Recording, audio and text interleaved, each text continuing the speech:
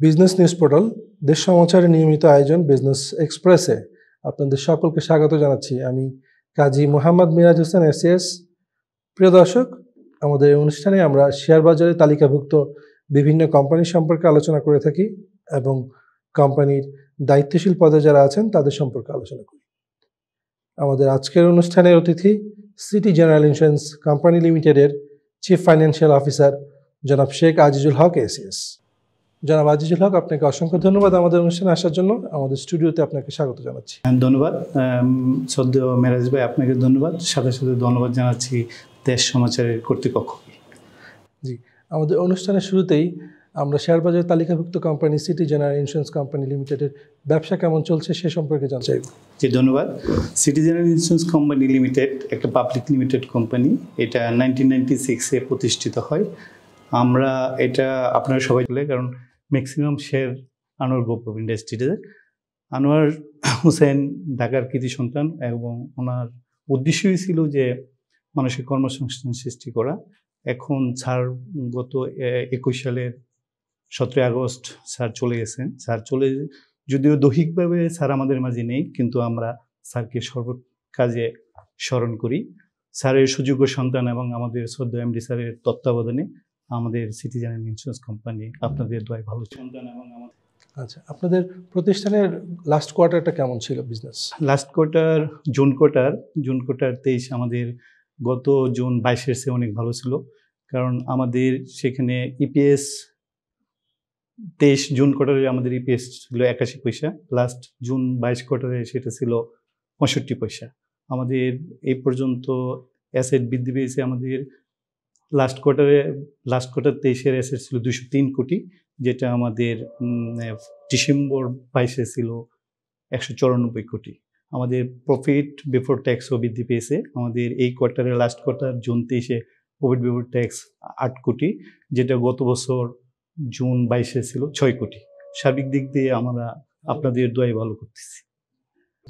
আচ্ছা, এখন শেয়ার বাজার অনেকদিন ধরেই ফ্লোর প্রাইসে চলছে, তো এই সম্পর্কে আপনার মতামত কি পর্যালোচনা? ধন্যবাদ।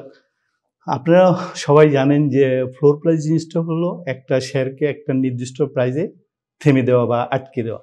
যখন ইউক্রেন রাশিয়া যুদ্ধ শুরু হলো, সেই পরিস্থিতি ঠেকানোর জন্য, তারল্য সংকট ঠেকানোর জন্য ফ্লোর প্রাইসটাকে করা। ফ্লোর প্রাইস মূলত বিনিয়োগকারীদের স্বার্থ রক্ষার জন্যই করা হয়েছে, যাতে বিনিয়োগকারীরা একবারে পথে বসে না যায়। এটার যেমন সুবিধা অসুবিধা দুইটা দিক আছে।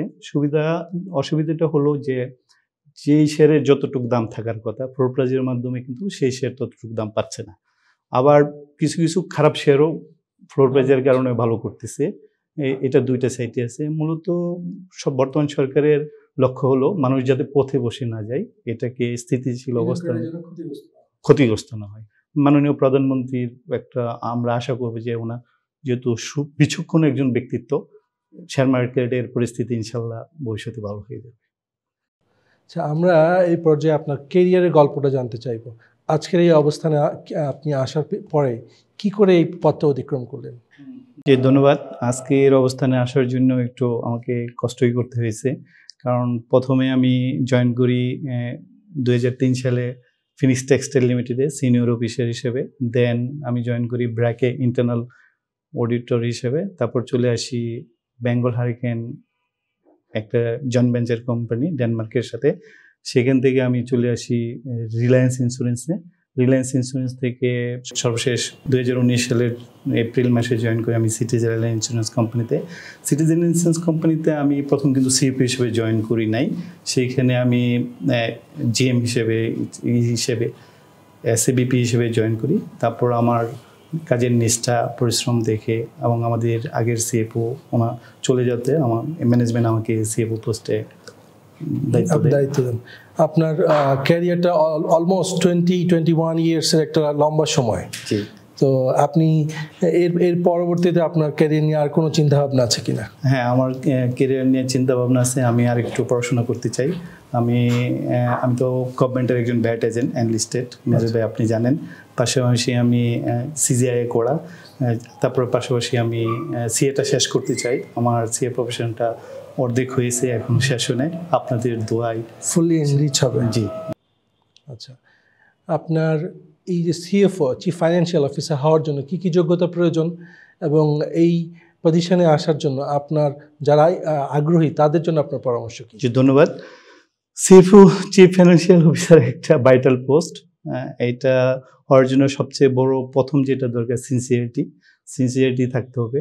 তারপর আপনার অ্যাকাউন্টেবিলিটি এবং ট্রান্সপারেন্সি এই জিনিসগুলি রাখতে হবে এবং সময়ের কাজ সময়ের সাথে সাথে করতে হবে এবং রেগুলেটরির যে আমাদের গাইডলাইন কমপ্লায়েন্সগুলি মেনে চলতে হবে। কারণ একজন সিএফওর ডিসিশনে কিন্তু আপনার ব্যাটে জরিমানা হইতে পারে, ট্যাক্সে বড় ধরনের পেনাল্টি হইতে পারে। সেই জন্য একজন সিএফওকে সবসময় রেগুলেটরির যে আইন, যে কমপ্লায়েন্সগুলি সবসময় আপডেট থাকতে হয়।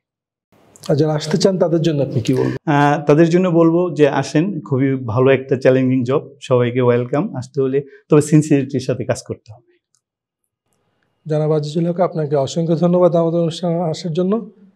সুপ্রিয় দর্শক, আগামীতেই আরও একটি পর্বে আমরা আপনাদের সামনে হাজির হব অন্য যে আরেকটি শেয়ার বাজারের লিস্টেড কোম্পানি নিয়ে। ততক্ষণ পর্যন্ত ভালো থাকুন। আল্লাহ হাফেজ।